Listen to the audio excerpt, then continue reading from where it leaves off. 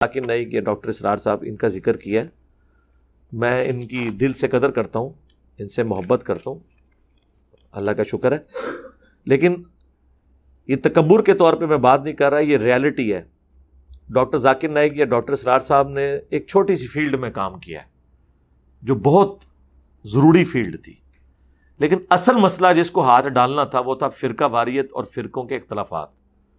اس کو میرے علم میں پلانٹ ارتھ کے اوپر اس پلیٹ فارم سے پہلے کسی نے ہاتھ نہیں ڈالا۔ اس کے بعد بھی جو لوگ ہاتھ ڈال رہے ہیں وہ ہمارے اسٹوڈنٹس ہی ڈال رہے ہیں، یہ جرت کسی نے نہیں کی ہے، اور اس کی میں آپ کو ریزن بتا دیتا ہوں، اس کے بعد گالیاں پڑتی ہیں۔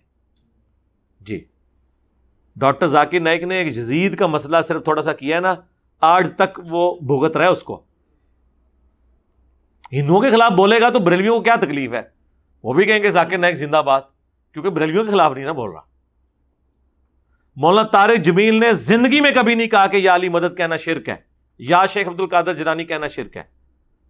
وہ کہتے ہیں اللہ ہی سے ہوتا ہے، وہ تو جو بابوں کو پکار ہیں وہ بھی کہتے ہیں اللہ ہی سے ہوتا ہے۔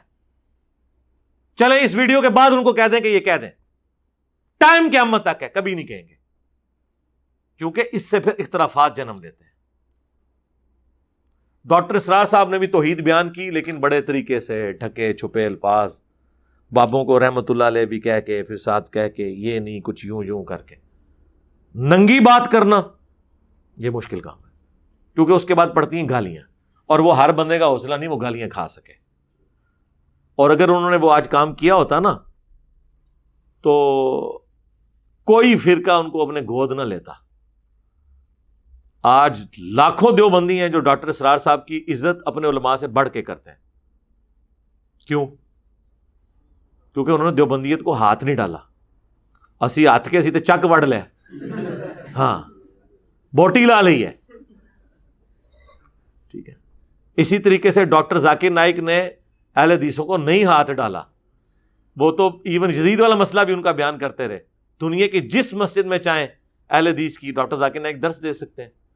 مولانا طارق جمیل صاحب دنیا کی جس دیوبندی مسجد میں چاہیں درس دے سکتے ہیں۔ تو فرقوں نے گود لیا ہوا ہے نا ان کو۔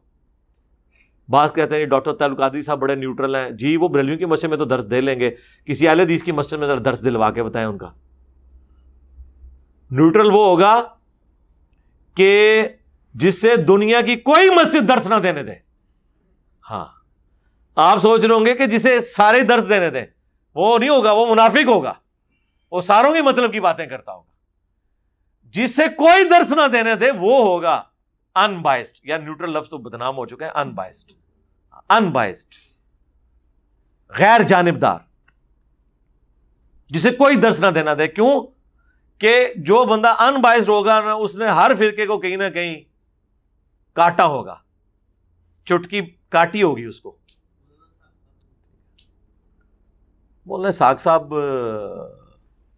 تو اب دنیا سے جا چکے ہیں جی، بہرحال ان کے لیے بھی سن لیں، آخری وقت تک وہ اہل حدیث کی مسجد میں جمعہ پڑھاتے تھے۔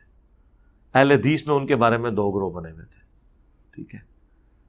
اور دیوبندیوں کے بارے میں ان کی مسجد میں وفات تک دیوبندیوں کی سرفراز خان صفدر کی وہ ساری بدعت پہ مبنی کتابیں بکتی تھی، یہ پتہ ہے نا آپ کو۔ دیوبندیوں سے بھی انہوں نے کوئی کنفرنٹ نہیں کیا۔ دیوبندی اہل حدیث صرف حضرت معاویہ رضی اللہ تعالیٰ عنہ کی وجہ سے ان کے خلاف ہوئے ہیں۔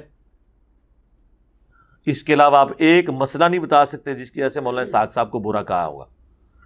طلاق والا مسئلہ وہ اہل حدیث والا بیان کرتے تھے، باقی حنفیوں والے سارے مسائل بیان کرتے تھے۔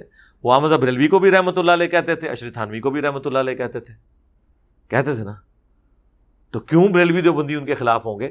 وہ حضرت معاویہ کی وجہ سے ان کے خلاف ہوئے تھے۔ مولانا اسحاق صاحب کے وہ خلاف اس لیے نہیں تھے کہ مولانا اسحاق صاحب کے فرقے کو ان کی وجہ سے کوئی نقصان پہنچا تھا، وہ ان کا ایک سینسٹیو ایریا ہے بنو امیہ، جس کی وجہ سے ان کے خلاف ہوئے تھے۔ آپ جتنے کلپ دیکھ لیں، یہ جو کچھ میرے ساتھ کر رہے ہیں، ٹرولنگ کرتے ہیں آدھے کلپ کاٹ کے، آج تک مولانا اسحاق کا کبھی ادھورا کلپ کاٹ کے، سوائے جو حضرت عمر کے بارے میں ان کی سٹیٹمنٹ تھی، کبھی کو ان کے خلاف آپ کو کلپ ملا ہے کو مولانا اسحاق کے خلاف کسی کا؟ ہاں بتائیں ذرا، مجھے بتائیں کہ جی توصیف راشدی کے یہ 50 کلپ ہیں ان کے بارے میں، الیاس گمن کے یہ 50 کلپ ہیں، نہیں ملے، کیونکہ انہوں نے ہاتھ نہیں ڈالا نا ان کو، انہوں نے صرف ایک بنو امیہ کو ہاتھ ڈالا۔ اس کے بعد تو وہ کہتے تھے رفع دین سے بھی نماز ہو جاتی ہے بغیر رفع دین کے، اور یہ بات میں آج کروں تو بریلوی اور دیوبندی میرے مرید ہیں۔ ان کو تکلیف ہی ہے کہ یہ کہتا ہے کہ تمہاری نماز ثابت ہی نہیں ہے. سمجھ آئی؟ وہ تو کہتے دونوں طریقے درست ہیں. تمام فقہی مسائل میں وہ سب طرف ہوتے تھے. اس وجہ سے ہارڈ سٹانس انہوں نے صرف ایک مسئلے میں لیا ہے, اور وہ تھا بنو امیہ کا ایشو. اس کی وجہ سے لوگ ان کے خلاف ہوئے ہیں, ادروائز اتنا بھی کوئی مسئلہ خراب نہیں تھا, ورنہ ان کی زندگی میں بڑے ہنگامے کھڑے ہو جاتے اس ایک ایشو کی وجہ سے ان کے ساتھ لوگوں کا تھا. باقی تو آپ کو پتا ہے کہ وہ انہوں نے وہی کچھ بیان کیا جو سارے کہتے ہیں, کوئی روٹین سے ہٹ کے انہوں نے, یعنی مجھے بتائیں کہ انہوں نے احمد بریلوی صاحب کی یا صوفیاء کی گمراہیاں کبھی کسی ویڈیو میں ہائی لائٹ کی ہوں, الٹا ابن عربی کا دفاع کرتے رہے پوری زندگی, اس کی وجہ سے اپنے لیے مصیبت کھڑی کر دی.